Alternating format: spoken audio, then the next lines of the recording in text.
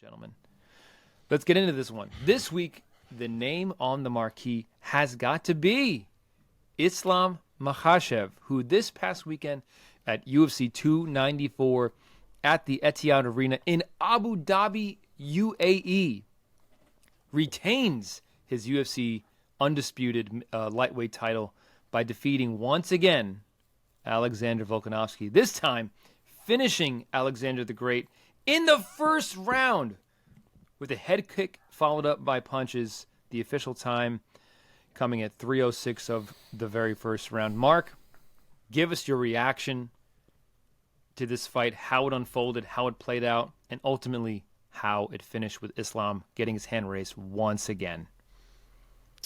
This thing was just such a sequence of emotions for me the whole time because, as you guys know, initially I hated that this fight had to happen on 10 days' notice. Obviously I get it. Volk wanted to jump at the opportunity, but just a fight of this magnitude, I didn't like it happening on 10 days' notice. I already feel the same way about Aspinall and Pavlovich, which we'll get to, which obviously just got booked today. So I had that concern coming into the fight, and then Volk makes the walk, and I'm like, all right, maybe this dude's ready to go. Maybe we're going to get a great fight here. And then it starts, and maybe it's just because he looked a little out of shape, and maybe your mind plays tricks on you when you see that. But 10 seconds in, I'm like, man, he looks a little stiff. He looks a little slow. And I was concerned from that.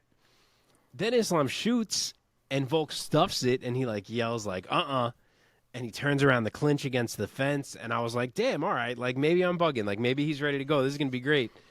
And then 10 seconds later, the fight's over, and we didn't get anything. I mean, we got something for sure. We got an enormous statement from Islam, but I just had these hopes of another classic, and it did not happen. But I take nothing away from Islam. He is the best lightweight in the world at the moment. He proves it yet again. To go in there and finish the arguable best pound-for-pound fighter in the world, on short notice or not, in about 3 minutes is wild. And to do it with his striking. And we've been preaching this all along. We always say this. It seems like a lot of other people constantly forget this because they just lump him in as the next Khabib and it's wrestling. But Islam has always been and continues to be a hell of a striker. It is a large part of his game, and he showed it again. It was a beautiful setup. Apparently he saw this in the first fight, and it was a focus for them. He went to the body with the left kick to get Volk thinking about that, and then he went high, and it connected. And he got Volk out of there, man. So an absolutely huge statement from Islam regarding, showing how damn good he is and how high of a hurdle he is going to be for any of these other lightweights to have to try to clear. And was Volk at his best? Maybe not. Obviously, you heard him after the fight kind of getting real emotional and saying that he knew he wasn't, hadn't really been training and wasn't in a great spot, but he just felt like it was fate when he got the offer and he had to take it and he believed it was all going to come together. And you could tell he didn't want to make excuses, but you could tell he was pretty broken up about it because you got to think that's his last chance now. I doubt he gets a third shot unless it's years from now and they both just keep winning fights, but that's a big ask. Yeah, so this series is probably over, and Islam certainly closes the book on that one without any real debate on who was the better man. Omar, give us your thoughts as this fight played out in the 3 minutes that it lasted. Yeah, the left kick from the one of the main reasons why that setup even worked the way that it did is because you were having a fight between a southpaw and an orthodox fighter. So you immediately, when you have these opposing stances, the body kicks and the power of the body kicks opens up on essentially on the open side, right? It's normally when you guys have the same stance, the protection that you normally get from that stance comes naturally as a result of the fact that you guys are both kicking from the same side, right? But here it's a little bit more open, and so there was a lot more opportunity to set up that kick, a lot more opportunity to use the power shot to do it. And in the first fight, he was doing it quite a bit. I don't even think he saw it really in the first fight while he was doing it. I think he just saw the opportunity and went for it when it was open. But in this fight, I think he used it purposefully, obviously, to kind of set up that head kick. Because even when he went for that head kick, he was kind of programming the body kick as he was moving back, as he was getting Volk to kind of shift his way back towards the fence. And it was a beautiful setup, man. It was really, really nice. It landed clean on Volk's head. It was rough. It was rough because just like Mark said, as far as a rematch with Islam at this point, that's probably never going to happen. And short of Islam leaving and somebody else taking the belt, I truly believe Volkanovski could fight again for another interim or for another lightweight belt. But I just don't think it's going to happen as long as Islam is the champion. Yeah, if he keeps turning back every single featherweight challenger, the idea of them being not necessarily for a belt, but of being, pretend someone like a Gaethje is not the champion at this moment I'm referring to. Of them being like, super fight, Volkanovski versus Gaethje. Like, I could absolutely see that. Like, I don't think he's necessarily done taking lightweight fights. It just, like you said, to have a crack at the title, he would need that title to change hands. Yeah, for sure. Kind of like what Volk did to Max is what Islam has done to Volk, sort of. A little bit, yeah. Across divisions, but yeah, sure. Right. Let's talk about the 12 days notice. How much do you guys think that was a factor or not at all? Like, if you think Omar, even if Volk had an 8-week camp, came in incredible shape, would Islam still have programmed him with body kicks and landed that head kick? It's very possible, but at the same time, we don't know. We don't know though if Volk's camp would have been able to catch that either, right? There would have been a lot of tapes that they would have been reviewing. I'm sure they would have watched the first fight probably on repeat nonstop, like taking a shower watching the fight, cooking watching the fight. You know what I mean? So we don't know what those weeks of preparation could have led to, and they could have been able to make adjustments way before they actually showed up to the fight. Volk was basically just kind of pissing in the wind. To be fair, Islam kind of had to have the same sort of adjustments though on the fly as well, right? Like, yeah, Islam also while he was in camp for somebody else, he was still only had a few days to prepare for Volkanovski again. And if we remember that first fight, Volkanovski gave that dude all he could handle in that first fight. Yep. So, to go in there with the assumption that all of a sudden you're just going to wreck Volkanovski, I don't obviously think he did that, but there had to have been some adjustments, things that they were able to make the adjustments within the time frame that they had as well. And using that body kick is just something that would have worked for him throughout the fight, regardless of the knockout. Again, that body kick was there in the first fight. The body kick was there in the second fight. If it wasn't a body kick, it was going to be a low kick. If it wasn't a low kick, it could have been a high kick. The point is that left kick was there for him and was going to continuously be there for him with the range that Islam had in that fight against Volkanovski and the stance difference that they had. So the fact that it ended up in a head kick just goes to show how well Islam can do what he does. Yeah. But that body kick, man, that body kick was money. Well, it is the first time that Volkanovski, he didn't lose back-to-back fights, but first time he has lost fights in this quick succession in his entire career. Yeah. And Islam Makhachev just rolls on, man. Let's talk about what could be next for the lightweight champ. Mark, what do you think? Well, obviously we know it's going to be one of Charles Oliveira or Justin Gaethje. To me, now that we have hit the point that we've hit here, as much as I love Charles, it almost feels like now that you have both of them waiting, it makes more sense to give the first shot to Gaethje. Simply because he hasn't had a shot against Islam before, and he's the one that's 100% ready to go, whereas Charles needs to get this cut to heal and get back in training. And I would guess that Islam wants to fight before Ramadan, which starts in March. So it's not like we're waiting that long to book a fight, assuming that's the case. So I don't know. To me, I think Gaethje probably makes more sense, and Charles could take a fight if he wanted, or could even just wait for the winner of that fight. But Dana has made it seem like the plan is still to go with Charles. So I guess we'll have to see what they do here. It's a long time to kind of sit on the sidelines if it does end up being Charles for Justin Gaethje. So sucks for either guy, for sure. Someone's going to have to wait. I like the point that Gaethje made, man. It does feel like a fresher matchup, obviously, because these two guys have not fought.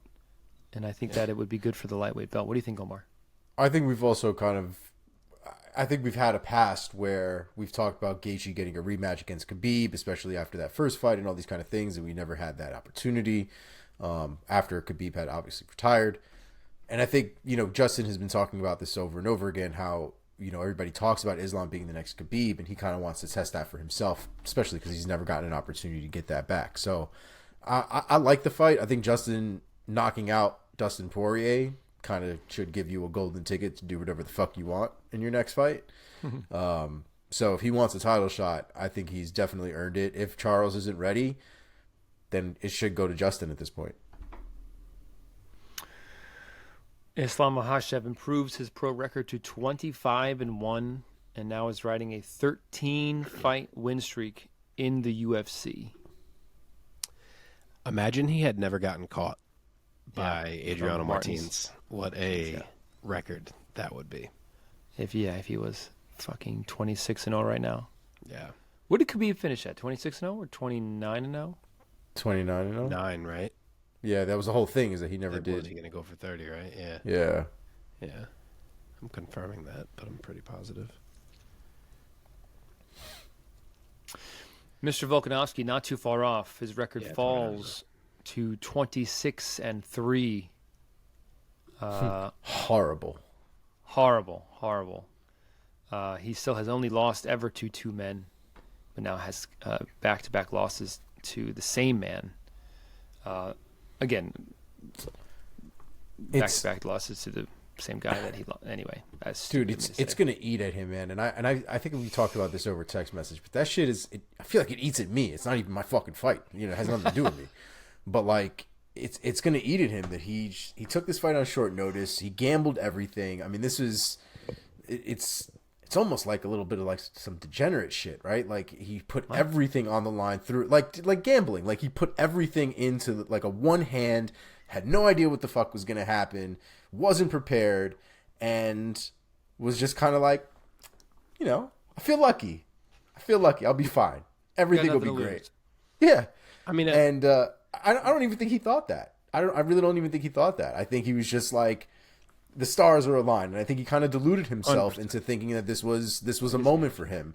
And from listening to a little bit of his post-fight interview when he was talking about not being able to be in camp and train and things like that, like there is an obsession, and GSP's talked about it before, about the obsession that comes with being a champion, right? Like that this is the level of craziness and love that you have to do this in order to be at the level that these guys are at.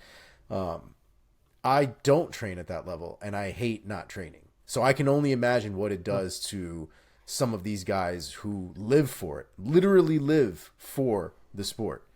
So it's a really weird moment in that press conference afterwards where he almost like said in a pleading way, he addressed the UFC. He's like, please keep me active. Like I need to be. He said it in the cage. He said the same thing in the cage. That's right.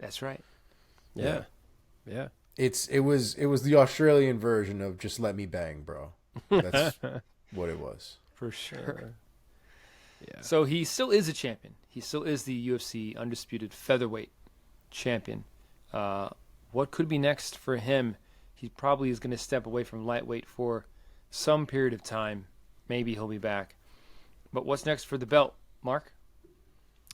I mean, as long as he can get medically cleared, I'd love for us to still get the Volkanovski versus Topuria matchup as planned.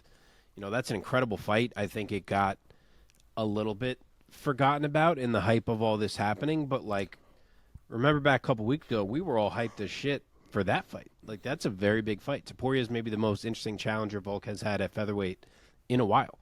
So, I don't know what the situation is going to be. Obviously, he didn't get knocked out necessarily, but nearly. So I don't know what the getting cleared situation is going to be in terms of being allowed to fight in January, but hopefully he can, and hopefully we still get that fight. Omar, what are your thoughts? Yeah, I mean, that's kind of where I imagine we're going to go at this point. Obviously, if he's not ready for whatever reason, if he does need to take time off, because shins to the head are not a great thing. I know, when that happened to somebody that I know at the gym, we were all very much like, stop trying to look for a fight, dog. Just chill out. You're going to need some time to heal. So maybe his team does that. I mean, we'll see what happens. But if he is ready, he should be taking the fight against Topuria. If not, if it is Max and Topuria, then obviously we need to see him against the winner. Okay. It's crazy that there's a scenario where we could already have another Volk Max fight if it plays out in that way. I know. Topuria is really their just fourth? Yes. their fourth. Fourth But in like- a series that's 3-0. Topuria might be one of the first people now to seriously give me some real hesitation on Oh yeah. Oh, for sure. on like picking against him against some of these like top guys. Oh, he's scary. I'm very quick to pick, Max Holloway in just about any fight. I'm quick to pick Right. Volkanovski in just about any fight. But when I stop and have to think about Topuria, I have real reservations going into those picks. It's very funny what happens in MMA when you see seeing a guy lose a close fight is one thing, but when you see a guy either get very clearly beat or get finished, how your mind becomes open to more possibilities. Because like as much as I think Topuria is incredible and arguably the toughest challenge Volk will have at featherweight in a while, there's no shot I would have considered picking him just because Volk is Volk. And now seeing Volk get finished, I'm like, well, shit. Like, do I definitely pick Volk? Like, it just your mind can change so fast just from seeing one bad night from a fighter. Yeah, and you got to wonder if that happens. Invincibility aura goes, and does it go for the fighters themselves too? Mm-hmm. Yeah. Because man, God, how good is Islam Makhachev? How good is this man? Like, how do you beat this guy? How do you beat this guy other than what Martins did? You just have to catch him. The only thing, I feel like Charles fought a very bad fight against him, so I'm still interested to see a guy with that kind of jits fight him. I just didn't like Charles' approach in that fight. But that aside, the only thing I can really think of is a dude who is just going to, like, put constant offense in his face. And not saying that's going to work. Like, and that type of person is a Justin Gaethje. And I would be picking Islam if that fight got booked today. But like that's the only. I feel like both Charles and Volk were very. You can't go by the second fight, but the first Volk fight and the Charles fight, they were both very respecting of Islam more than I thought they would be in the striking aggression, which obviously is because of the wrestling. But I wonder if Gaethje would be more aggressive, and I wonder if that's like the only thing we have not seen someone try to utilize yet.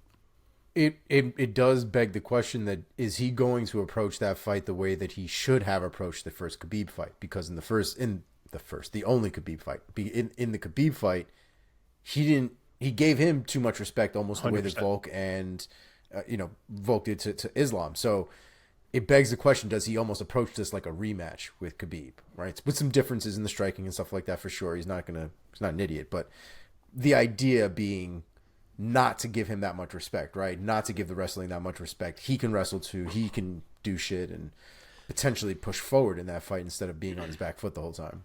That's what I mean. To get Islam on the back foot, I guess, is the summary of what I'm trying to say here. But the curveball is that Islam's a better striker than Khabib ever was. 100%. Khabib had an overhand right, and that was about it. Exactly. Like Gaethje could try to put Islam on the back foot and get fucking one-hitter quittered onto his face. Like, who knows? Yeah. That's what drove me fucking crazy about the Conor fight. Fucking Khabib has one punch, and Conor got hit by it. Conor can't get hit by goddamn anything, and he gets hit by the one fucking punch that Khabib hits. He was so concerned with the wrestling. Ridiculous. Drives me wild. Yeah. Yeah, Khabib and Islam to me are very different. Islam is just so complete, man. He's so complete. He is. I mean, he's taken what Khabib did great and added it to what he already does great. And now you have a real fucking problem at 155 that's not going away until he decides to. Yeah, pretty much. Okay, let's move on, man. Congrats to Islam, dude. So good. Dude, he He's was in so top good. form too. Like really me and Mark was. me and Mark were talking about it. What was it, the face off or was it the walkout? Might have been the walkout. Yeah, the walkout. Dude, Islam looked like on point. Physically and mentally, he was dialed in. You could see the vast difference between the way that he walked out and the way that Volk walked out. Okay, here we go. In the co-main event, Khamzat Chimaev defeats Kamaru Usman by a majority decision, one judge, scored at 28-28. No, hold on. Let me pull up the scorecard so I can say the names of these judges.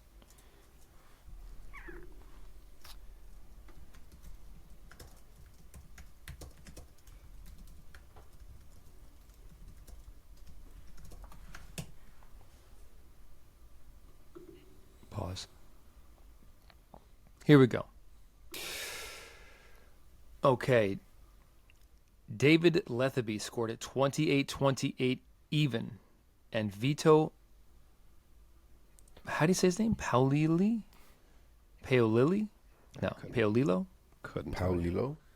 And Derek Cleary both scored the fight 29-27 for Chimaev. But the scorecards were a bit different. All three judges gave Chimaev round one as a 10-8. And then the differing scores for the Chimaev cards were the remaining 2 rounds were split. So Vito gave Chimaev round 2 and gave Kamaru round 3. And Derek Cleary was the opposite. Gave Kamaru round 2 and gave Chimaev round 3. So a very close fight overall. Omar, give us your take. Who do you think won this fight? I don't think there was a winner. I think this it was a was draw? supposed to be a draw. I do. I think the first round is the one that's the most inarguable, right? It is a 10-8 round. There's no ifs, ands, or buts about it. I don't even know if Usman threw a punch in that round. Not even entirely sure. And no shade. I mean, he had to make sure that he wasn't getting choked out by Khamzat, who was a fucking meat grinder for that entire first round. I think we also learned a lot of things in this fight as well. I think we learned that Khamzat doesn't have that gas tank to do that consistently for 3 rounds. I think we learned that Khamzat's striking, while it's good, is perhaps not all the way elite. And I think we know that he's going to be at the top for a while. But it does beg the question that once we get to the top of the mountain itself, the top 2, top 3, a lot of these guys, may not be susceptible to what Khamzat has to bring.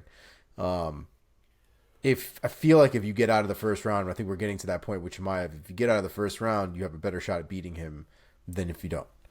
But I thought the fight was good. I thought that Usman showed a lot of championship mentality in that fight, going the way that he did in round 2 and round 3.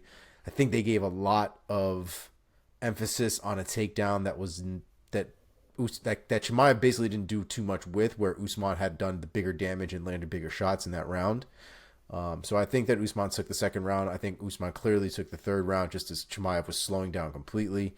And it wasn't an ass beating by any stretch of the imagination, but Usman was able to kind of get a rhythm going that allowed him to land a lot more shots in the third round than Chimaev did. I think in the end, I don't know if I loved Usman up at 185. I don't know if I hated him at 185, if we're being honest. But I feel like it took a little bit away of the boogeyman perspective from Chimaev. I think he was a lot more humanized in that fight. As good as it was and as solid as it was, I think he was humanized in that fight. And so I don't really know. I mean, luckily for him, he came away with a W and not a draw, but I'm not sure how much it. I mean, I guess they're going to push him, so it is what it is. But from a fan perspective, I wonder how much of a tarnish it may have potentially been to the image of, this unstoppable, untouchable fighter. Mm-hmm. Mm-hmm. Mark, what are your thoughts? Do you think it was a draw? A lot of similar points there. 2 points that I am planning to make. Firstly, this was a very cool fight. Just seeing these two guys in the cage, especially when it's not something we were really expecting until whatever it was 10 days before. Like, when they really walked out and got in the cage, I was like, fuck, Usman's going to fight Chimaev. Like, it was just a cool matchup. And then that pre-fight image where Usman is in his typical crouch on one side and Khamzat is crouched down, like smirking at him on the other side. That was fucking awesome. That was like an iconic shot. But yeah, it was a cool fight. And the Chimaev that we saw in round 1 was absolutely terrifying. It is borderline impossible to deal with that man. To even get Usman in the position that he got him in was noteworthy.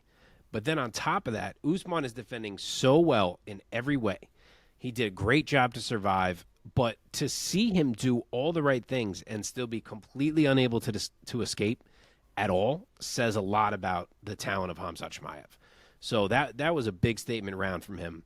But then from there, I don't know, man. I understand that we found out after the fight that he broke his hand.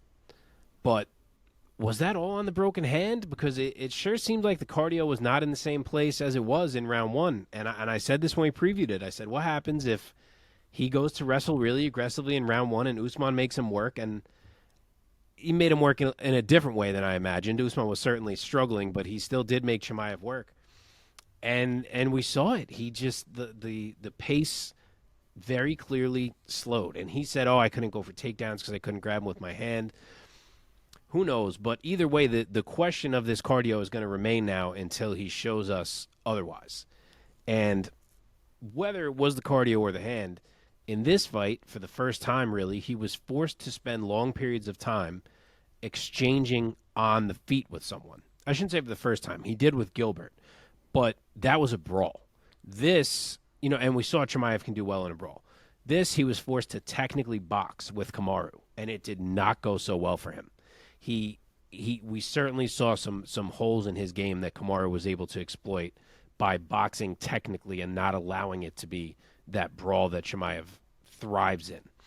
And yeah, I agree. There is an argument to be made that Kamaru won both round two and round three, and that fight should have been scored a draw. Gun to my head, I gave him both rounds. I do think they were both really close. Round two, not a lot that was noteworthy happened, to be honest. And I think that came down to scoring pretty tight. I did edge it to Usman. And then round three, Usman is way ahead, but then he gets taken down with whatever it was, 2.5 minutes left. It was like half of the round that he spent under Chimaev to close out that round after being way ahead. So they're both close. I do think it could have been a draw. I have zero problem with Chimaev getting the W, just because even if Kamaru did win rounds 2 and round 3, they were both by a hair, and obviously Chimaev blew him out in round 1. So overall, I do feel like Chimaev won that fight, so him getting the W sits okay with me. But, you can't help but wonder what happens in that fight if Kamaru hadn't just come off the couch, or even if he just got 2 more rounds in that shape he was in. What does he win that fight?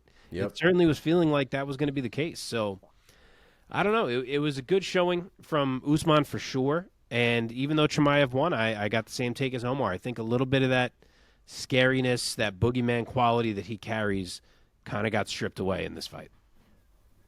Yeah, man. Every time he fights somebody else, sort of in the upper echelon, whether it be at welterweight or middleweight, although this was still kind of unofficially a welterweight fight, in my opinion, because it's Kamaru Usman, we learn more about him, the good and the bad. Khamzat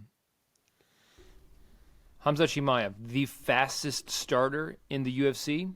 I think so. Yeah. Like, he has to win that trophy. Terrence McKinney? Ooh, you got me.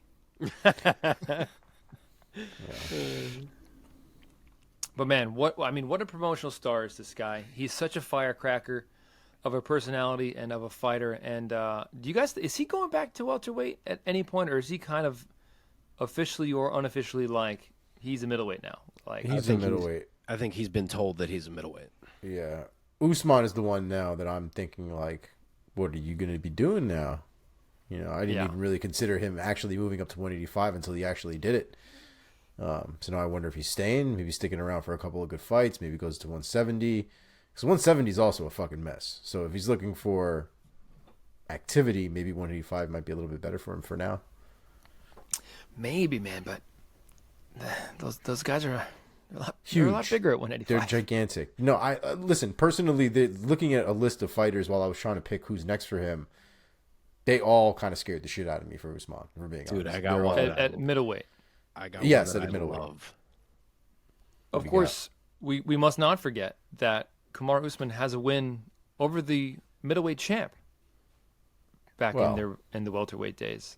But that cannot be ignored. It's the same man. Yeah, it's true. It's true. Oh, yeah, for sure. So that being, let's segue right into this. So, Omar, start with yours. Because Mark seems to have a real juicy pick. So, Omar, start with yours about Kamaru Usman's potential next middleweight matchup, I think is what you're getting into? I mean, I picked one for both because I really don't know where he's Okay. going. But the one that I landed on, because like I said, they were all kind of fucking crazy. But the one that I landed on for middleweight, I figured would be Paulo Costa. I feel like if Paulo could get his shit together and his arm back together and, make sure that his elbow doesn't fall apart, I think a fight with him and Kamaru Usman would be very intriguing. I guess so. Okay, and welterweight? And welterweight, I had him fighting the winner of Shavkat and Wonderboy. Sure. Okay, Mark. If it was welterweight, I would probably agree with that take. I didn't like the idea of him fighting Bilal. That made no sense to me, considering Bilal should be next. And then if he lost that fight, what's going to happen? Usman's going to fight for the title again. So, yeah, I never liked that rumor. But he seems to have plans of sticking at middleweight, at least not necessarily permanently, but at least for a bit. And I get it because there's not that many fresh matchups for the moment at welterweight, and I think he sees that he felt okay up at 185 and that he could have some fights with some fun names up there. He mentioned Dricus du Plessis. I don't love that. I don't think that's even something Dricus should have to do at the moment. No. But there's one name that I just feel like is perfect, and it's Robert Whittaker. Robert Whittaker is one of the smaller middleweights. The legacy that they both had, they were both champ together of 170 and 185 for quite some time. I think that would be a phenomenal fight. And then I'll be honest, I did have the idea first, but like 3 hours before the show, I was scrolling social media, and apparently Robert Whittaker is calling for that fight. Yeah, No way. Yeah. I did see that. That would be pretty dope. So yeah, I would love that. Wow. Love it. You're right. Whittaker, not the biggest middleweight, also has some fights down at 170 for a period of time. Yep. I believe it was the Wonderboy loss that propelled him up to a different weight class. Am I wrong? Ooh, I don't remember. You're right. Okay, let's move on. We didn't do Chimaev. Did we do Chimaev? Oh, Nope, we got to not do yet, Chimaev, man. Mark, what do you got for Chimaev? Put on that matchmaker hat. What would you do next with the Wolf, the Chechen Wolf? I don't know, man. I don't really like the idea of him getting a middleweight title shot. I know apparently this is what was promised to these guys, and it sounds like that's what we're going to get. I guess. But to beat a welterweight who came off the couch on 10 days' notice and get a title shot is just not my favorite thing in the world. I mean, of course, beating Usman matters, and it's a big thing. But he's just not a middleweight. And aside from that, his best win over a middleweight is Gerald Meerschaert. So That's impossible.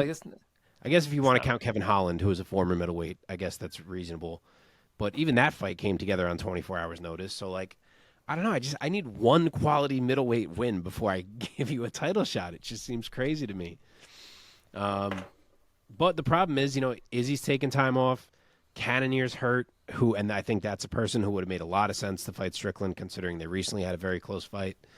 So it kind of boils down to, like, Dricus or Chimaev for the next shot, and I think Chimaev is in much better favor with Dana than Dricus is right now. So I don't know. I guess it's what we're going to get. It certainly sounds like it's what we're going to get. You think that to earn a middleweight title shot, you have to beat some middleweights to get there. Yeah. Tell fucking GSP that. The hell? Well, he was champ of the other weight class for ages and ages. Chimaev has never even been a champ. It's true. But not a middleweight did he fight until. And the last time he fought a middleweight was Meerschaert was in 2020, and now he has fought 4 welterweights since then. Yeah. He all but be murdered frustrating. Meerschaert, though. That was just that was also one fight. It's a wild fight. I wouldn't mind seeing Vettori and Chimaev go at it. I think that could be a fun fight. Man, I'm still on this. I still can't believe it. Was the John Phillips fight a middleweight bout? Because I know Reese McKee was welterweight. Phillips was middleweight. So in the UFC, Khamzat Chimaev has defeated 2 middleweights, John Phillips and Gerald Meerschaert. And Meerschaert's good. Correct. And sort of Holland, if you want. Holland has a lot of wins over legit middleweights. I feel like it half counts. It does, even though he's a welterweight now. And Usman was a welterweight. It's just weird, man. Oh, I know. Does he have a win over a single ranked middleweight? That's a relevant question. I don't think so, right? No. Yeah, certainly not. No. No way. And you're going to tell me he's going to go from this to a title shot? That's so The frustrating. issue is just what else do you do? Like I said, Izzy's taking time. Cannonier's hurt. It's not going to be Whitaker. It's not going to be Vettori. He's coming off a loss. Beyond that, you're getting into guys that are just too low. It's Dricus or it's Chimaev. And it really seems like Dana's mad at Dricus for dropping out of that Izzy fight. So I think it's going to be Chimaev. I just don't see what else we do here. I think the Cannonier injury fucked it all up. If we could have got Cannonier fighting Strickland and then Dricus fights Chimaev, all would have been well. Wow. That's nuts, man. I mean, if it's Strickland and Chimaev, I don't hate Chimaev in that matchup. I don't. No. I don't either, especially not for the first round. So nuts. Well, that's what I was going to say. It's the same thing. And again, we don't know if it was the hand or what, but if Strickland can survive round one, he's going to put a hell of a pace on Chimaev going forward. Oh, yes. Yeah. Strickland's not going to slow down. Chimaev, we've already seen, does. Whether it was the broken hand or not, Chimaev definitely slowed down in the second and then even more so in the third. Yep. Okay. Let's move on now to, oh, man. I've been waiting to talk about this fight, man. Okay. UFC 294 in Abu Dhabi, in the middle of the main card, in the light heavyweight division, there was a fight between Magomed Ankalaev and Johnny Walker. This fight ended in a no contest due to an illegal knee in the first round. The round ended, the official time, 3 minutes and 13 seconds of round one. Mark, set the scene for us, buddy. What the hell happened here? This was an absolute mess of the highest order from every single person who had a role in that cage. Ankalaev, Walker, the referee, and the doctor. Firstly, Ankalaev, what are you doing, bro? He is so obviously down in that scenario. I don't know what could have even made him think that he wasn't down. So right off the bat, there's a real argument to be made that this should have just been a DQ, pure and simple. Yes. Because I'm getting there. I'll get there. There's no like making a mistake. Oh, I didn't realize he was down. He's been down for like a hot minute. You're on top of him. So there's that argument if you want to go that route. From there, you get to Johnny Walker, who says that he knew he was in Abu Dhabi, but he didn't want to answer with Abu Dhabi just in case. So he answered with in the desert. Like, dude, maybe just answer with Abu Dhabi and the fight is still going on. Like, why are we getting cute in that spot and even creating any risk at all? So, but with that said, I don't really want to fault him because my main point is why are both the doctor and the referee rushing that whole interaction in the first minute after he has gotten kneed in the head?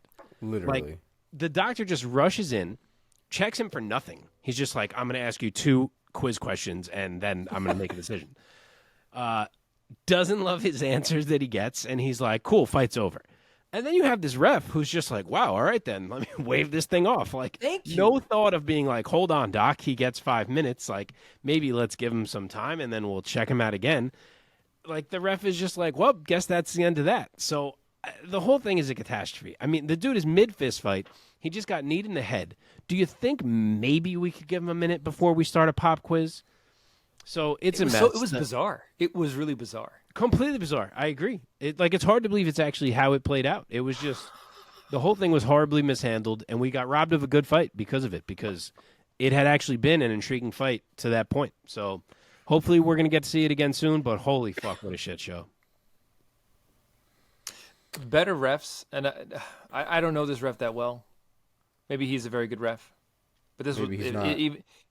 if he is a great ref, this was not his best moment. I feel like a Jason Herzog or a Herb Dean or a John McCarthy would have said to the doctor, like, "Oh, hold on, like he's got a full 5 minutes. Let's give him a second." Because also, like, he ate the knee, but he also was like kind of okay. Am I He's wrong? completely okay. Yeah. And then you have a doctor who, I'm not going to make assumptions about this doctor's ethnicity or linguistic background. A doctor who I believe was speaking in English to a Brazilian who speaks broken English, asking the Brazilian questions, and as you said, who is in the middle of a fist fight, and he asks him, "Where are you?" Which, to defend Johnny Walker a little bit, is a little bit of a broad question. Like, how do you want me to answer this question? Like, at the arena, in Abu Dhabi, in the UAE, in the Middle East. So Johnny Walker In the octagon. in the octagon, like at the fight, like which is going to be a right or wrong answer?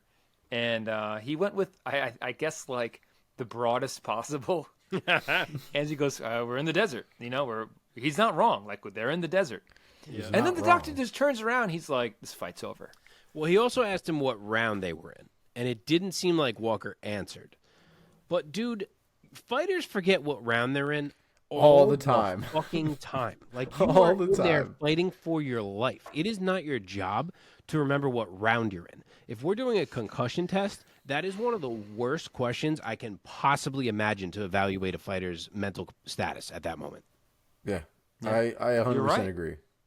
I 100% agree. And, like, where were the cojones on the ref to be like, but he has 5 minutes to recover from this? Well, he didn't look like he knew what the fuck he was doing either, though. He looked just as lost as everybody else. No. And I think the real issue too is this unintentional, intentional bullshit that we keep going back to That's time what and it time is. again. Yeah.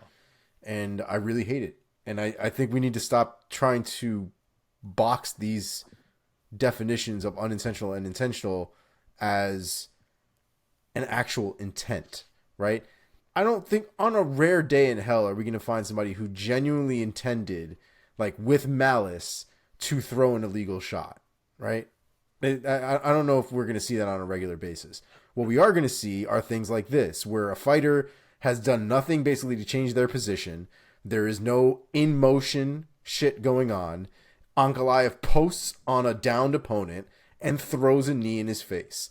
That is the literal definition of intentional. I don't care whether he meant to do it, whether he missed, or whatever bullshit. Heat of the moment kind of thing. It's a fight. The whole thing is heated. You got to keep your shit together. You know what I mean?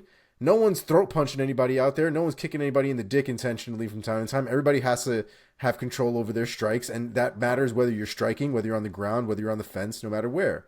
And Ankalaev 100% threw that strike, and it was an intentional strike. He meant to throw that strike. It was planned and it was intentional. Whether he meant to land it in an illegal area or not is completely fucking irrelevant. That is where it landed. It is an intentional strike. Unintentional, the way that I perceive it, the way that it should be, at least in my head, if it's not already, is in motion stuff. We see it a lot too, where guys are maybe throwing kicks at each other, right? One kick looks like it was going to land on the inside of the leg. Guy moves in a different direction, and all of a sudden it becomes a dick shot. To me, that's an unintentional strike. I wasn't aiming for your dick. You ran into my leg with your dick.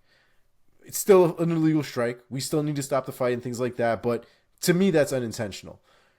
We've seen it too with back of the head strikes, where guys are hammer fisting in a good spot, right, against the face or whatever, and then all of a sudden a guy turns around, exposes the back of his head on the way down from a strike, and now I've hit the back of the guy's head. That wasn't an intentional strike. You know what I mean? These are things that we really need to start making distinctions about, because frankly, Ankalaev should have lost that fucking fight. That was a DQ 100%, not a no contest. Johnny Walker should have been the winner of that fight. To your point, like when it comes to things like these knee to a down opponent or a groin shot or eye pokes, there seems to be an overall reluctance on the part of the referees to quote unquote interfere in the outcome of a fight. Like the refs feel like if they start taking points more liberally, then that'll be more of them sort of putting themselves in the spotlight of these fights. I mean, the real problem is that we take a lot of these cues, a lot of our scoring cues and penalty cues and things like that from boxing. Boxing has like fucking 12 rounds to do all these different things. You take 1 point away in a fight, it's probably not the end of the world. You take a point away from a 3-round fight, that's probably the whole fucking fight right there. Just like we saw with Chimaev, who got a 10-8 round, right? Basically losing point, an extra point loss for Kamaru Usman. Now he's got to work twice as hard just to draw. Yep. You know what I mean? So it does make a big deal when referees have to take a point away. But at the same time, you can't just be like, all right, I'm going to give you a hard warning for the second and third time. Make sure you don't do it again. Like, something needs to happen. There are certain things that happen in fights that change the trajectory no matter how many times it happened, even if it was the first time. And things need to be done about that. Like, it's a shame that these guys, that Walker has to suffer this bullshit no contest, right? Now he doesn't get a win bonus. And it goes to show that maybe Aljo had a point when it came to his, the Oscar performance that he put on that people give him so much shit for. Because I feel like had he acted like he was fine, he probably would have gone on. He probably wouldn't have been fine. And he might have lost that fight. You know what I mean? Had Johnny Walker acted like he was fucking dazed and confused and on the floor and writhing in pain, how much you want to bet that fight probably goes to a DQ? But the confusing thing is, though, if the doctor said he is too hurt or too dazed to continue, why wasn't it a DQ? My point is the perception, because it doesn't seem like anybody has a real answer as to what intentional and unintentional is when you ask an official. Because it's all about, they're all about, it seems like from their definition, from the way that they speak about it, they're going towards feelings with intentional and unintentional. Sure. He didn't mean to hit him there. He didn't. That's dirtiness. That's not what it is. He was being dirty. Right. That should never be the definition of intentional or unintentional, in my opinion. No, but I'm asking, why wasn't this fight scored a DQ anyway? Because if the doctor's saying Johnny Walker is too hurt from that knee to continue, he can't even answer my questions. Deemed it unintentional. Because the ref deemed it unintentional. Unintentional. So because it was deemed unintentional, it's a no contest. If it was an intentional strike, a la Aljo and Piotr Jan, then it's a DQ. Right. But so you're saying that if Johnny Walker made it seem like he was more like, I'm hurt, I'm so fucked up, then the ref would have been more likely to be like, oh, well, then that was intentional. That is tinfoil hat, right? That's sort of like it makes you wonder, because you see the way that similar situation transpired with Aljo and how that ended up with it being a DQ. This is not that much different. Yeah. And this ended up being a no contest. Right, with Piotr Jan being like, dude, what were you thinking? Yeah. But because Johnny Walker ate the shot, you wonder if maybe that's why it didn't go that direction. Yeah, when a guy is acting relatively fine, I think it's easier for the ref to be like, all right, everyone gets it here. It was a mistake. You know what I mean? Right. Like when he's not watching someone writhing in pain or whatever. Sure. But I'm not saying I want guys to act, because I don't. 100%. I just want refs to be better at their job. That is definitely that's the underlying point that we should have been getting at, because we definitely don't want all of this acting and shit, but we shouldn't have to be relying on performances at all in general for referees to be giving the right calls. Yeah. What was confusing to me, this is the last point I want to make, is that watching this sequence play out, it almost was like Johnny Walker was the one who had done something wrong. And like the doc and the ref were like, I don't know, like questioning him. Like, why wasn't the ref over on the other side of the freaking cage scolding Ankalaev, being like, what the hell are you doing? And taking a point. Or at least, it felt like Johnny Walker was the one who was like under the magnifying glass of like, what are you doing? Where are you? Point was even going to get taken if that fight continued. Dan Mergliata would have had a talking with him. He would have been finger waving in his hand, his face, and the whole thing, fully not knowing that this man doesn't understand a fucking word he's saying. But Mergliata would have been going in on him. Man, oh man! All right, do you guys want to match up? Do you think it's going to be a rematch between these two guys? Or do you want to match them up with potential other opponents? Oh, my answer. Nah, you need to rematch right that. Yeah. You have to run that back. And the division is pretty stuck at the moment anyway, so let's get this figured out and see which man really steps in as a potential title challenger. Yeah, honestly, you don't even need. I mean, you don't even really need to wait. I personally would be comfortable with them doing a catch weight at this point, just based on the circumstance, and just have them fight sooner rather than later. Yep. Also, here's a fucking idea. How about the doctor goes into the fucking cage with the translator? Yeah. That was a big thing for me. It was, I don't understand why we went in there without any kind of translational support there. Like if everybody there speaks all the same languages, all the same way.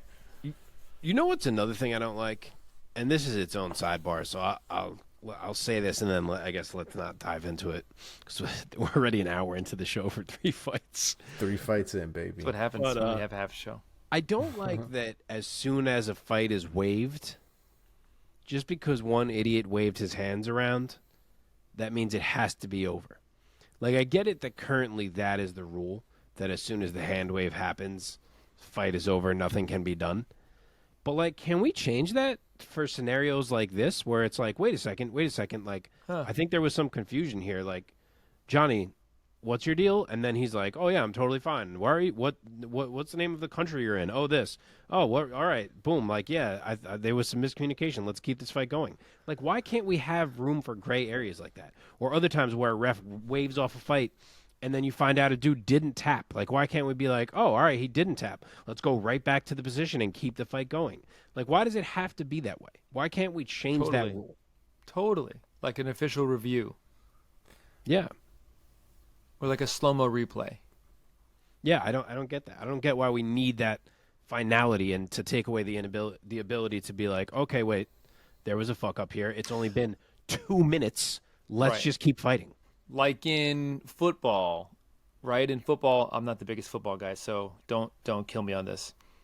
In overtime, right? Isn't it in football? And if it's in overtime, if a certain team scores, then the game's over. Mm-hmm. It's first to if score. You score right? a touchdown, yes. First to score a touchdown, the game's over. So let's say a team scores a touchdown. The referee is like, it's good. Correct. But then can't a coach challenge it? Yes, exactly. So that's the equivalent thing to me of like, imagine if once the referee is standing at the goal line and it's like it's a good catch, there's no flags on the play, and just saying like, well, that's it. But no, in football, the opposing coach could be like, I don't think he was down, or I don't think he was in bounds. Yeah. I'm going to challenge the fucking play. They're not like, well, Tom Brady already went to the side and had a sip of Gatorade. We can't bring him out here again now.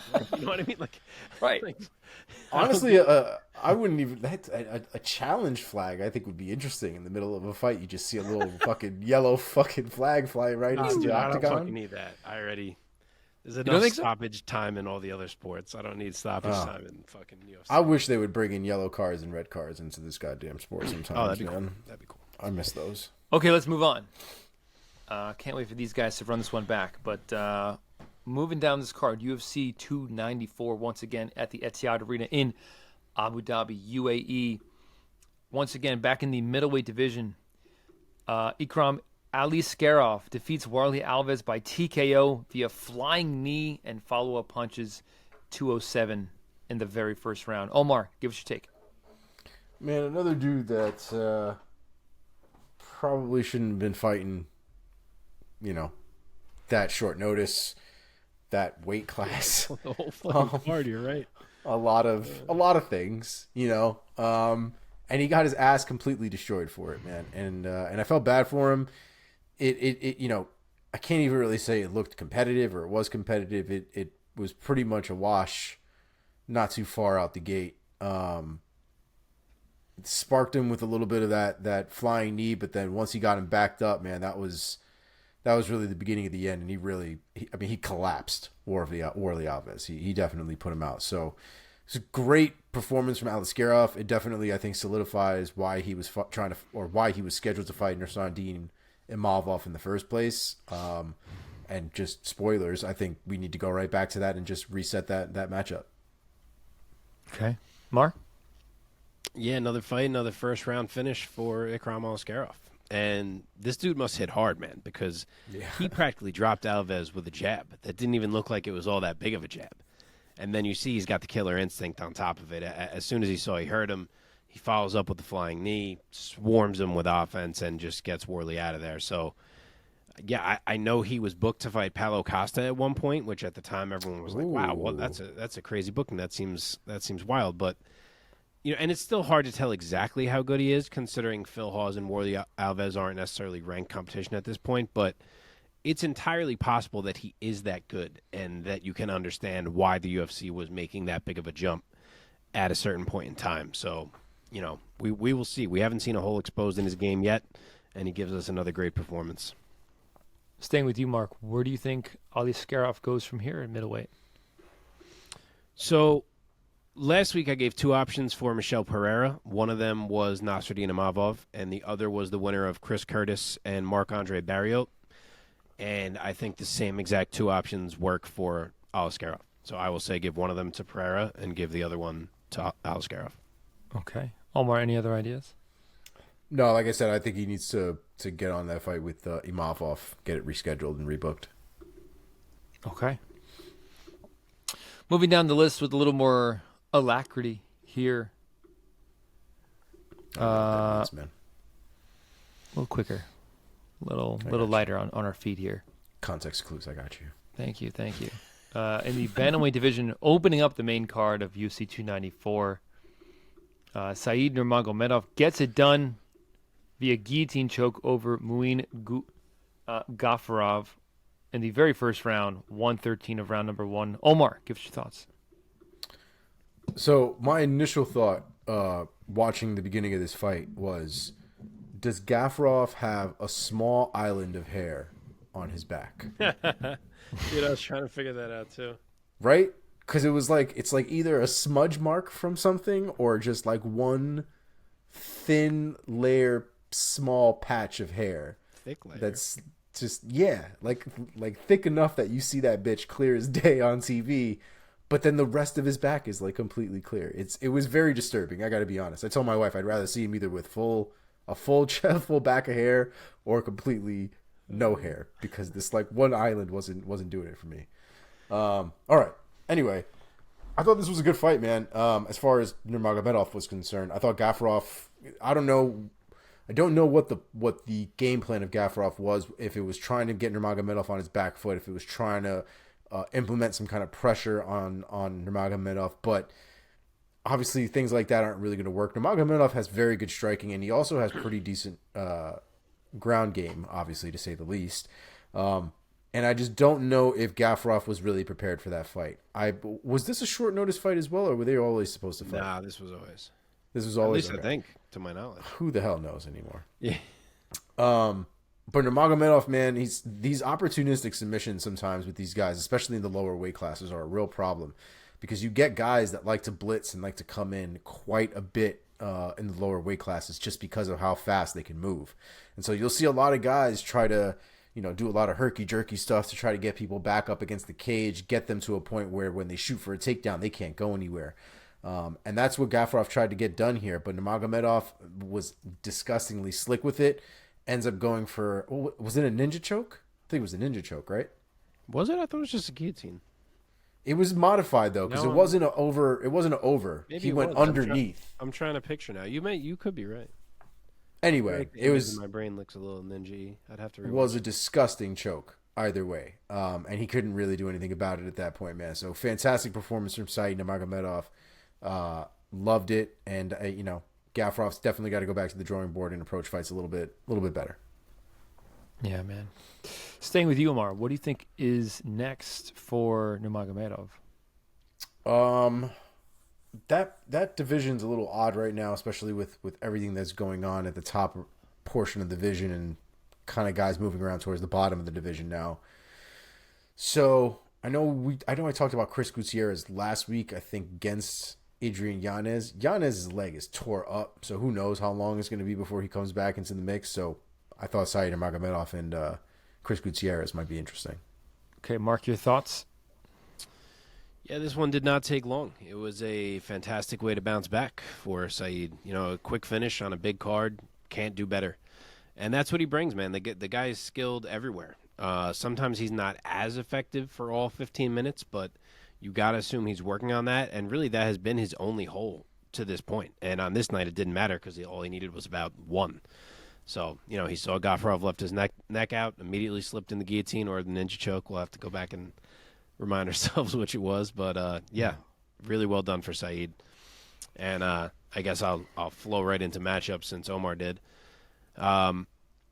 He's had his couple losses to Raoni Barcelos and Jonathan Martinez.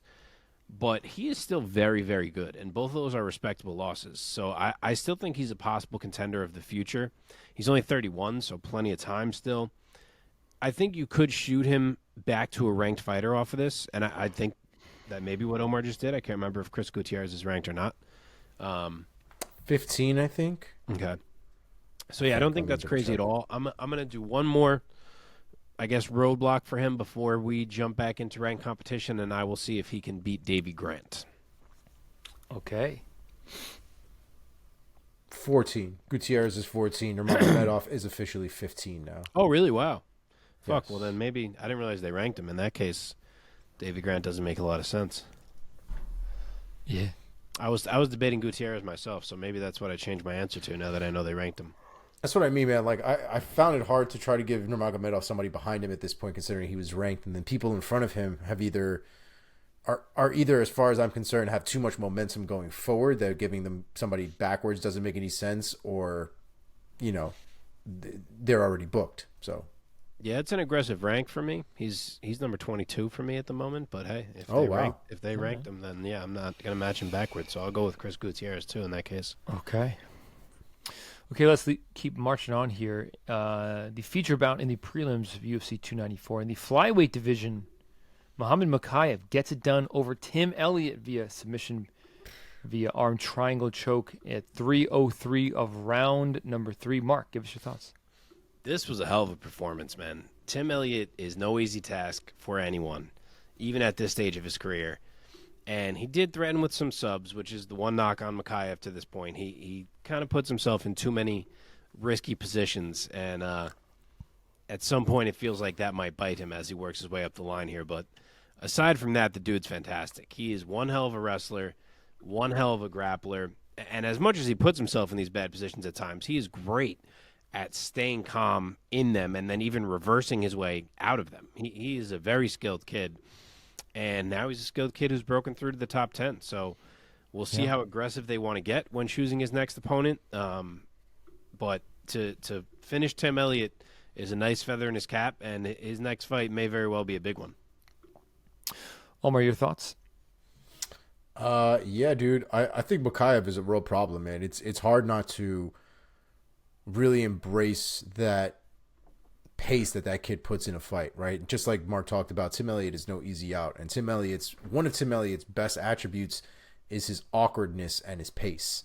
And Mokaev, I thought, had to do some adjustments early in order to kind of get the feeling of Tim Elliott. And I think once he did, man, I think we really got to see. I think I joked about it last week about, you know, this fight basically being the cartoon with two guys that are just rolling around in a dust ball. And, like, we weren't really that far from that in that fight. They were rolling around, changing positions. One guy had the top, the other guy at the bottom, rolling around, submission attempt. I mean, it got fucking crazy in there, especially towards, like, I think the second round was really where things got really kicked off in the ground game almost consistently. And then by the time we got into that third round, man, like, it was just more of the same, but just the coin had basically flipped on Mokaev's side at that point. Like, they had just gone through so many different transitions and so many different positions, so many different sequences that they had just at one point ended up where Mokaev caught him.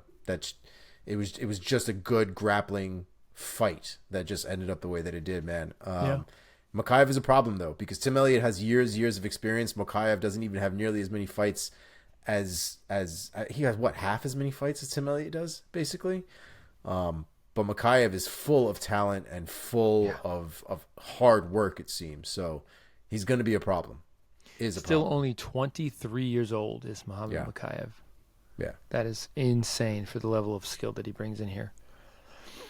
Let's talk about where he goes from here. Mark, Mokaev, the UFC now has him ranked 10th, and he hasn't fought anybody in the top 10. So the world is his oyster. What would you do next with him? He mentioned Kai Kara-France and Manel Kopp. I'm not going to go there because I want them to fight each other just because of the beef between them. And I think the UFC will hopefully pull that trigger and match up Kopp and Kai. So with them being out of the picture, I think what makes the most sense is one of Mateusz Nicolau or Alex Perez, who I think are sitting in pretty similar places right now. But I will say, a fight as big as Amir Albazi is not out of the question because he's kind of sitting there waiting for a fight, and I'm not sure who else he has to fight. I'd be down. Wow. But he's ranked number 3. That's nuts. Who is he going to fight, though? Yeah. Yeah, assuming they're making Kai and Kopp. Like, he's not going to fight Moreno, is he? I don't think they're making that fight. No. So. That was pretty much who I had, though. I wanted him because I don't know what's going on with Kai Kara-France at this point.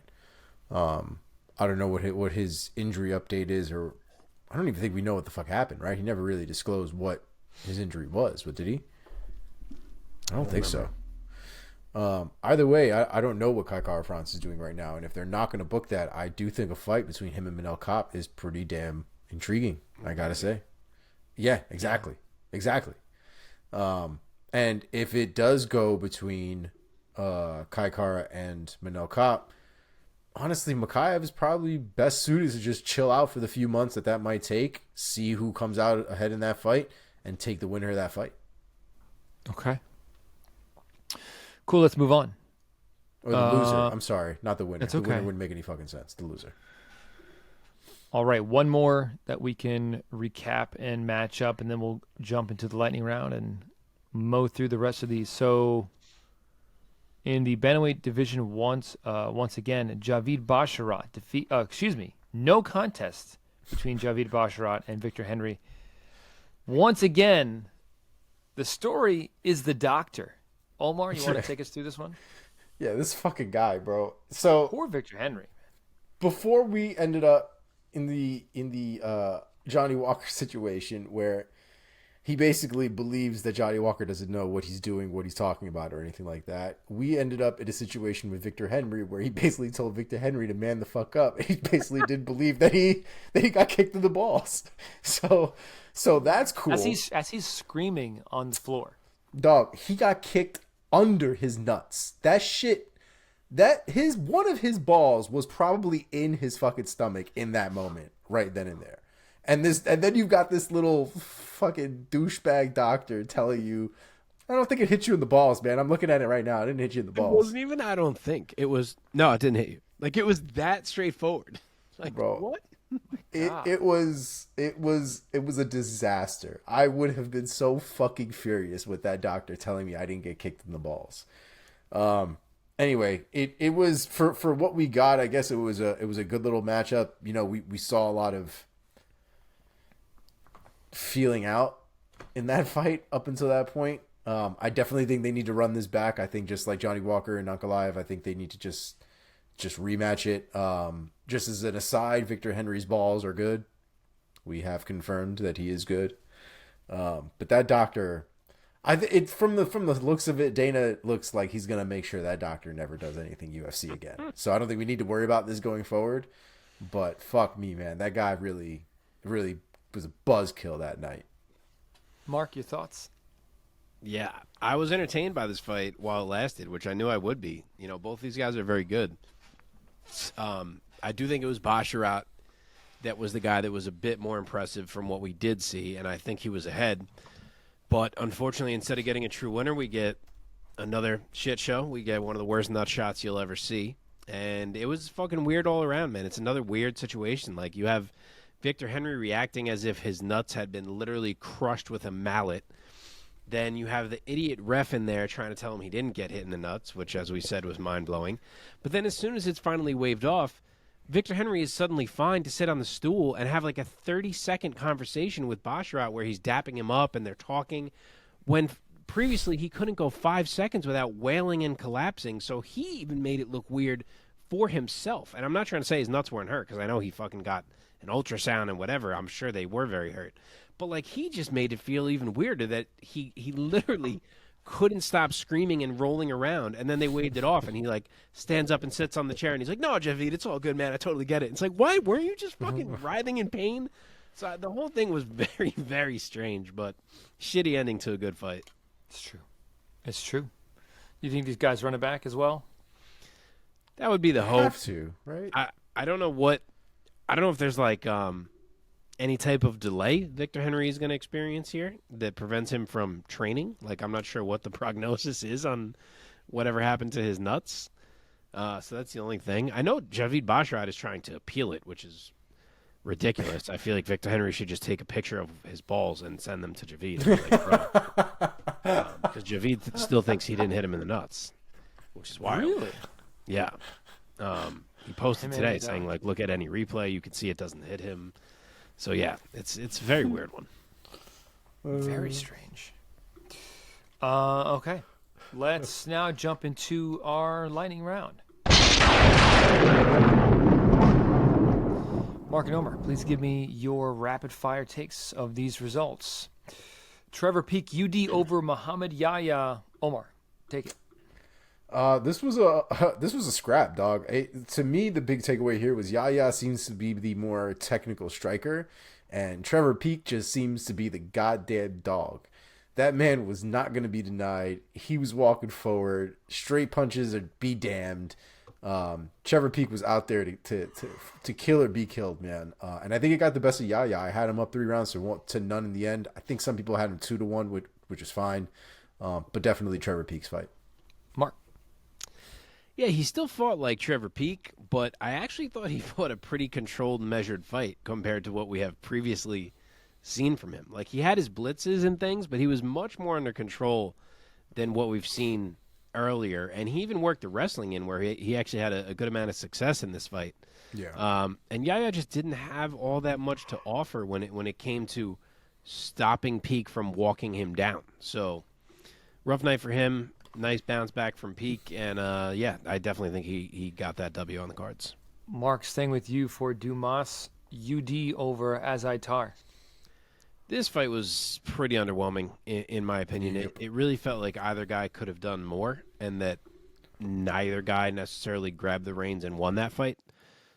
It came down to round 3. I think you could safely say that Dumas had won the first, and Azaitar had won the second. Round 3 was really damn close. It was tough to call. All three judges happened to go Dumas's way, and he gets the W. But I think he looked a bit tentative, maybe due to Azaitar's power, and I think that Azaitar looked a bit sluggish, maybe from like rarely ever fighting. So yeah, I didn't love the performance from either guy. Omar. Yeah, I'd have to kind of second that motion. I also want to point out that it's 2023.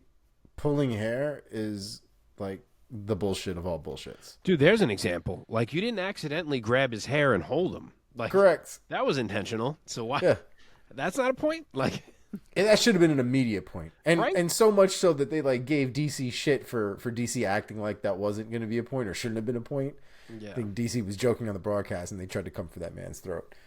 But yeah, I agree. There needs to be more consistency with these kind of things, and if we're worried about taking points away or something like that, then there needs to be some sort of accountability some way, because people are getting away with fucking murder in these fights, and it's crazy. Yeah, this card was a catastrophe. We still have another fight with fouls being a feature part of it that we didn't get to yet. It's fucking whole way down the card. Yeah, man. Okay, let's move on. Let's see. Mike Breeden, round 3 knockout over Anshul. What's up? No, go ahead. This fight is crazy. Over Anshul Jubilee. Mark, go. I did not realize that Nate Diaz was on this card. What a fucking show from Mike Breeden in that 3rd round. And, you know, we know he can let the hands go. He always does, even though he's been 0-3 in the octagon thus far. And he was trying to here also, but Jubilee was just getting the better of him all fight long, and he was looking good. He never even wrestled. He was up 2-0. And then fucking Mike Breeden just pulled out the Nate Diaz, baby. He was a combination of willpower, cardio, and just pure mental warfare to win that fight. He came out for round 3. His eyebrow is flapping in the wind. He starts barking at Jubilee, literally walking him down, barking. He's chanting USA at him while he's throwing combos. He's working in some slaps. And he froze the absolute hell out of Anshul Jubilee. Like, it literally looked like Jubilee was like, what the fuck just happened to this guy? And why is this happening to me right now in a fight that I was winning? And he got frozen, and he let himself get caught. And Breeden put him down face first and got himself an enormous, and I'd assume job-saving knockout. Omar. Yeah, man, I felt bad for this kid. This Jubal was kind of being, pedestaled as India's first MMA fighter in the UFC, and Not the first. is he not the first? I honestly couldn't remember another one, so I couldn't. The Buller brothers were in the UFC. Okay, At least those I can think of right now. definitely one of the more recent ones in recent history. There's not, Oh, for sure. there's not a ton of them. The next Indian Hope is kind of what he was being billed as. Yeah. Sure. Okay. And boy, did he shit the bed. The first round, I thought he was doing work, man. The kid seems like he's talented. He's got decent striking. He's got some decent takedown defense, it looks like. We don't really know what his ground game as a whole looks like, or even. He's a wrestler. what- That's what he's. That's Oh, what is we he? saw in his debut? Yeah, and in his little run through whatever that show was called. Contender Series? No, Oh, Road to. yeah, that. Oh, I didn't realize that's what he came off of. Okay. Fucking bubbles. Yeah, anyway. The first and the second round I thought were super interesting to watch him do what he was doing. And in the second round, Breeden started doing some of that, like, Hulk shit, and it seemed to sort of be getting him, but not really. He was still able to get in there and still throw the jab and still be active. Towards the end of the second round, he starts getting lit up a little bit. And then in the third round, Mike Breeden just comes out full bore, starts screaming, and this kid, like, drops his hands and looks completely lost. Like, I've never seen anything like that. The only thing that came to my head in that moment was that had ultimate shades of Cerrone and Nate Diaz. 100%. And even then, it wasn't that bad. It was bad. It was really bad. But it wasn't that bad. And I hope maybe that was this the first time he was, like, on a big stage or something like that? Like, has he been, like, Apex the whole time or some shit? I guess, yeah. I don't think his debut was on a pay-per-view. I mean, something got to him. Something got to him mentally, because he checked out in that third round, and it cost him the entire fight that he was winning, dude. He was winning the first and the second round. He would have walked away with the W, and he let it go. Okay, let's move on. Yeah, it was in the Apex's debut, yeah. Okay. Naimov gets it done over Nathaniel Wood by UD. Mark, go. This was a frustrating fight, man. Weird fight overall, because it didn't really feel like Nathaniel Wood lost it necessarily. Like, he did on the cards, don't get me wrong. But I think he hurt Naimov more than Naimov ever hurt him. He's the one that came close to finishing the fight. I think if that was a 5-round fight, he absolutely wins it. But on the cards, despite all of that, he didn't win. So it's an odd one, considering I thought he looked very good and lost. And then you do have to point out that the scales were certainly tipped by more than a few instances of illegality from Naimov in this fight that no one cared about. 2 bad nut shots. I thought after the second one a point was going to get taken. It didn't. A cage grab that might have stopped a takedown. He was grabbing Wood's gloves late in the fight when Wood was trying to, put bombs on him after he had knocked him down. I mean, it was a lot. So it's just another fight that's kind of marred by some things. And, it's a tough one for Wood to swallow, I think. But in terms of the fight, Naimov did manage to control enough of those first 2 rounds that you did have to score it for him. I think him being a big featherweight who had just fought at lightweight previously versus Wood being a former bantamweight actually ended up being a big factor. I think that's the first time Wood really had to deal with the size and the way he did since he has come up to featherweight. And it hurt him. It hurt him in the clinch. And Naimov was able to lean on that and make sure he banked 2 of those rounds. So he's right in the 145-pound mix now, I guess. Kind of a crazy result to me. Yeah. Omar? Yeah, I kind of would have to agree, man. I think we've kind of gotten to a point now where we might have to keep our eye on Naimov. But, yeah, I thought it was pretty clear. Okay. Victoria Dudakova, UD over Jinyun Fry. Omar? I thought it was a good fight. I guess a little underwhelming, all things considered. Trying to remember what I had this fight scored. Oh, yeah. I mean, again, I wasn't really super taken away from this fight or anything like that. I thought Dudikova did what she needed to do in this fight. I thought she had the first round and she had the third round. But for the most part, I thought she did what she had to do in order to win the fight. But again, nothing major to take away from me. Mark? Yeah, we got to see what Dudikova was about now after she won her debut off a freak injury that was like seconds in or a minute in or whatever it was. And she's definitely solid. She was a step ahead in the striking all fight, and that's what won it for her. She had the nice knockdown in the first, flash knockdown. But I'm not sure we saw just yet what it is that would have made her like minus 600 coming into this fight to be that big of a favorite. I thought we would see more of a dominant type of game. But Fry fought tough. You know, she always does. Her record isn't great, but she always seems to be in competitive fights that she does, unfortunately, end up losing. But, yeah, she couldn't get it done, and Dudikova is now 2-0 in the UFC, so we will see. Okay, last one. Opening UFC 294 in Abu Dhabi. In the middleweight division, Nurmagomedov gets his first UFC win over Bruno Silva by UD. Mark, go first. Well, now we know. We've all been waiting to see the mystique of Nurmagomedov revealed, and we finally got it. The dude is a devastating kicker, incredible dexterity with his kicks, hyper-aggressive, definitely a scary guy in there. But despite all the offensive positives, he didn't appear to be quite as good defensively. Even on the feet, you saw some things where he was a little reckless with his defense, and then especially regarding his takedown D, which Silva did exploit in this fight. Not enough to win it, and I applaud Char's willingness to throw from his back. He was beating up Silva from his back, but he does need to increase his urgency to get back up, I think, and needs to work on that takedown D. But with that said, there's plenty of time for progression. We'll see how he grows and improves here in the UFC, and obviously that was a very impressive start. Yes, sir. Omar, take us home. Yeah, I'm trying to figure out if... So first of all, Ginger Khabib, he is not. You cannot have the moniker Ginger Khabib if you can't get up or stop takedowns. And I think that was one of the bigger takeaways, right? I definitely love the dexterity in his legs, the way that he uses it to keep his range, the different strikes that he's able to use from both sides of his body.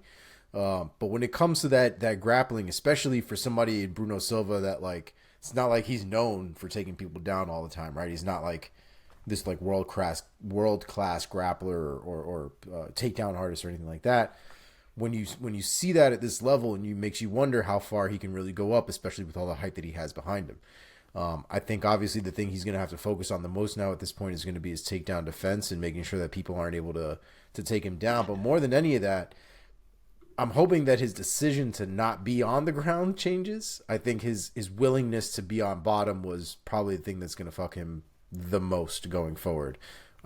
So hopefully he figures all that out. But as far as the striking was concerned, I thought it was pretty impressive. And I'm not sure. Do you guys know what's going on with the eye thing? Like, I don't know. I don't, actually. I'm trying to figure out if he's Michael Bisping this like career of his, or Would he be or allowed what's to that? fight though if that was the case? I mean, Because didn't Bisping have to like dodge things and not let people realize in the tests? Like, Yeah, I have no. I mean, to be fair, he hasn't said anything. I don't think about his eye, but it's just the eye looks so sketchy. yeah, it does. It does. I just want to clarify real quick. Bruno Silva is a black belt in jiu-jitsu. So That's why I clarified it to takedown artist was more okay. what I was going for, not grappler, agreed totally. takedown Yeah, artist. he's not a world-class wrestler. Yes. Yeah. Okay,